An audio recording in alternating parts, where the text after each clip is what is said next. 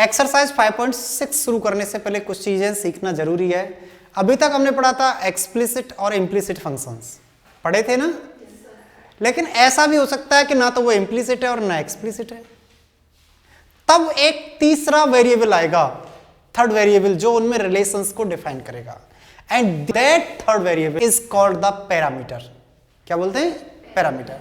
अब आपकी बुक में आप देखिएगा स्क्रीन पे जैसा आपको दिखाई दे रहा है, sometimes the relation between two variable is neither explicit और implicit, but some link of a third variable with each of two variables separately establish a relation between the first two variables।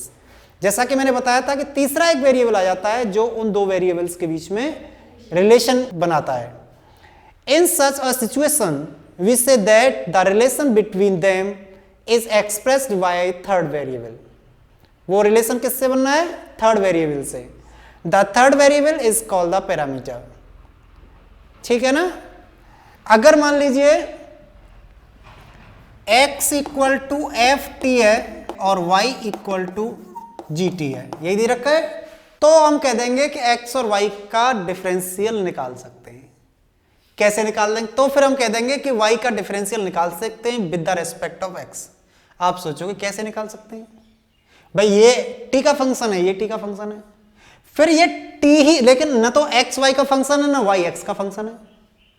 तो मैंने बोला था ना अभी कि वो तीसरा एक वेरिएबल आएगा जो इनमें रिलेशन स्थापित करेगा, जो इनमें रिलेशन बनाएगा। कैसे होगा? देखो dy अपॉन डी टी तो कर सकते हो, आप कर सकते हैं ना, और आप इसे dx अपॉन dt भी कर सकते हैं, कर सकते हो ना। इसका differential with respect to t करेंगे तो dx अपॉन dt आया, और इसका differential with respect to t करेंगे तो dy अपॉन dt आया। लेकिन देखना जरा, इसका इससे मल्टीप्लाई, इसका इससे मल्टीप्लाई, तो dy into d t upon d x into d t, then we will find the value of dy upon d x with the help of parameter.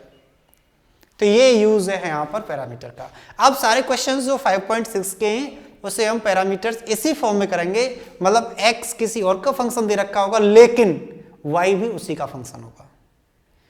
कहा ना कि तीसरा एक वेरिएबल आएगा जो उनमें रिलेशन बनाएगा। भाई दोनों सेम वेरिएबल के फंक्शन है, तभी तो कैलकुलेशन हो पा रही है भाई, क्योंकि ये t से t कब कैंसिल होगा? अगर ये दोनों अलग अलग वेरिएबल हो गए, अलग, ये जो फंक्शन है अलग अलग फंक्शन हो गए, तो फिर नहीं हो पाएगा। तो इसका मतलब ये है कि हमारे फंक्शंस एक ही टाइप के हों लेकिन जो अनदर फंक्शंस हैं वो उनसे रिलेटेड हों। दोबारा समझ लो, इसमें t ऐसा है जिसकी वजह से हम dy अपॉन dx निकाल पा रहे हैं, तो हम t को कहेंगे कि t इज द पैरामीटर। ठीक, अब हम एक्सरसाइज करते हैं।